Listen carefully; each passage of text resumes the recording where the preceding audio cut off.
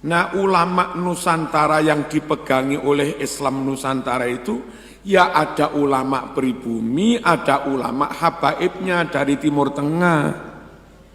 Jadi jangan digoreng-goreng ini giringan untuk menuju anti Arab, anti habaib.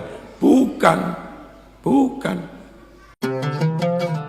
Ngaji, ngaji.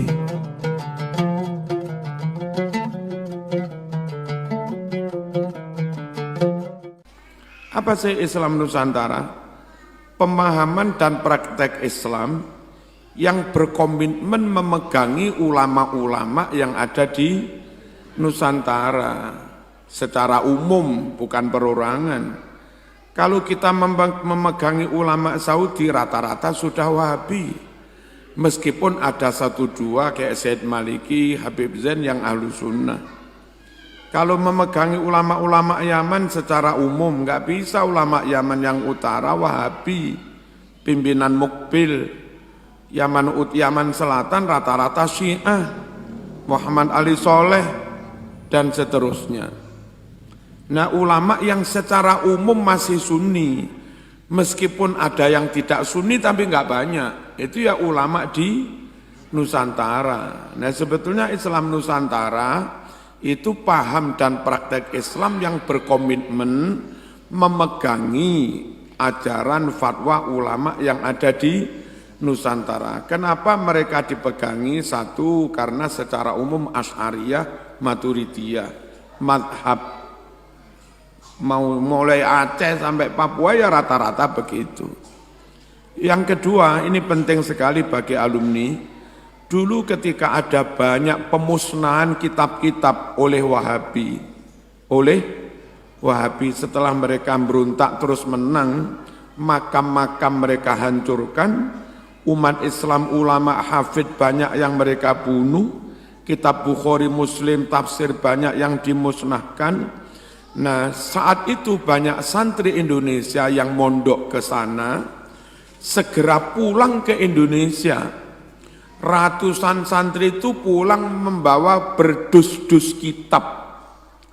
Apa itu artinya? Ribuan kitab Sahih Bukhari Muslim dan yang lain-lain yang di Arab dulu dimusnahkan, lewat para santri itu diselamatkan Allah di bumi yang namanya Nusantara. Gitu loh.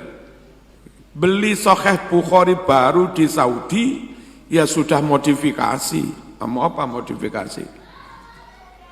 Beli tafsir Ibnu Katsir baru di Saudi ya sudah dirubah-rubah. Beli tafsir Sawi baru di Saudi sudah dirubah-rubah. Tapi kalau zaman ngaji Sawi apa atau apa di Lirboyo Sidogiri, zaman diajari oleh kiai dengan kitab yang asli. Asli, enggak usah original. Sampangnya original.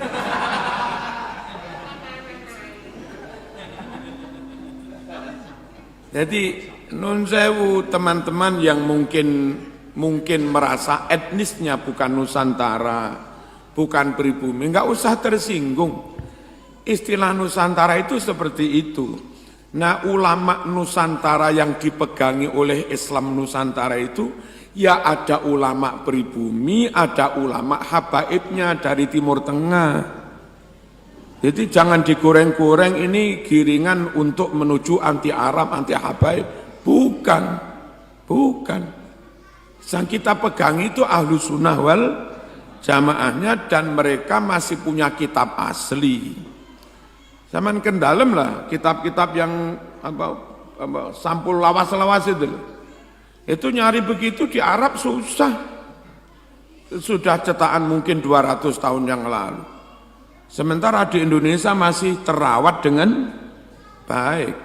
Halo, Islam Nusantara itu kayak begitu.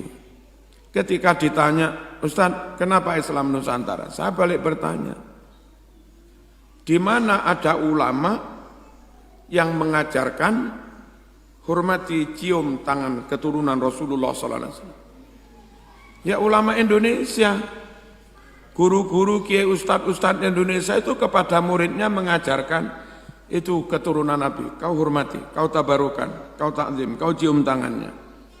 Itulah Islam Nusantara. Nah, kalau enggak di sini terus pulang ke Arab, lah sopo sing ngambung tangannya. Jadi Islam Nusantara itu Islam yang mengajarkan menghormati keturunan Rasulullah. Karena kok terus kok digoreng-goreng menentang keturunan Rasulullah itu piye? Halo? Allahumma shalli ala sayyidina Muhammad.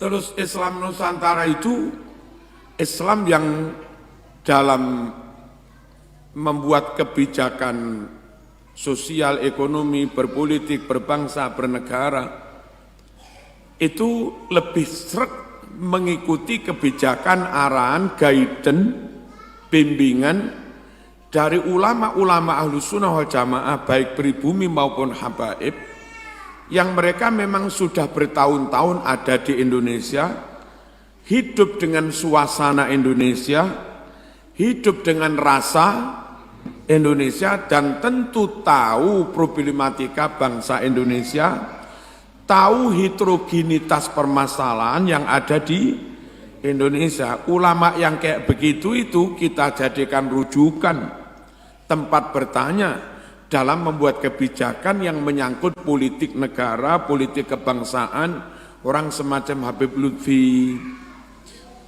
Ya kan? Kalau dulu di Jakarta Habib Ali Kuitang dan seterusnya. Kayak begitu, apa Islam Nusantara itu? Yang dalam membuat kebijakan-kebijakan ekonomi, politik, sosial, dakwah, itu lebih sering mengikuti ulama yang sudah lama hidup di Indonesia, di Nusantara. Kenapa enggak harus ulama Mesir? Kenapa enggak harus ulama luar negeri?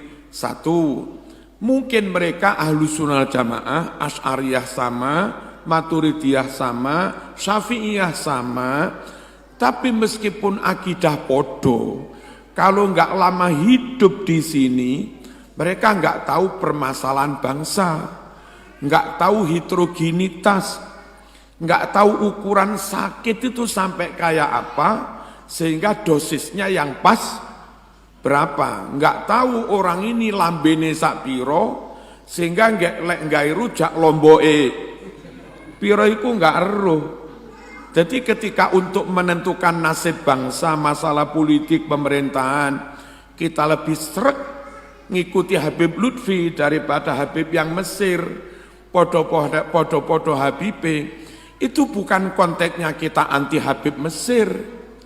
Konteksnya Habib Lutfi Ahlus Sunnah plus dia tahu permasalahan bangsa. Lah kalau untuk itu saja pendapatnya harus ngimpor ulama Timur Tengah. Mereka tahu Asy'ariyah, mereka tahu kitab I'anah, tapi mereka enggak tahu Wagir. Wagir kok Kliwon. Mereka enggak tahu Papua, enggak tahu Bali, enggak tahu Sampang. Kalau tahu-tahu mereka langsung dawonya harus diikuti, bla bla bla bla. Presiden ini yang dipilih, mereka enggak tahu. Nah ini loh Mas, Islam Nusantara itu begitu. Zaman harus clear. Kalau enggak clear nanti zaman ngilok-ngilok nih ulama NU, padahal mereka ya gurumu. Atau minimal gurumu. Saya nggak pernah ngaji kepada ulama NU. Zaman dulu kuliah di mana? Kuliah di UIN. Di UIN diajar sampean, diajar Pak Muzaki. Pak Muzaki muridnya Mbak Mas Duki. Terus kate lapo sampean? Nah, ini apa ulama Nusan? Kita heran. Pas ada kasus pengadilan Ahok sama Buniani, itu ada pihak yang ngotot menghadirkan saksi ahli dari Mesir. Saksi ahli tentang tafsirnya apa? Walak, tentang walak itu apa itu? Enggak boleh berwalak pada orang non-muslimin. Ya. Maidah berapa itu? yang sempat ramai itu. Nah, terus bukan kita nggak percaya tentang kealiman mereka.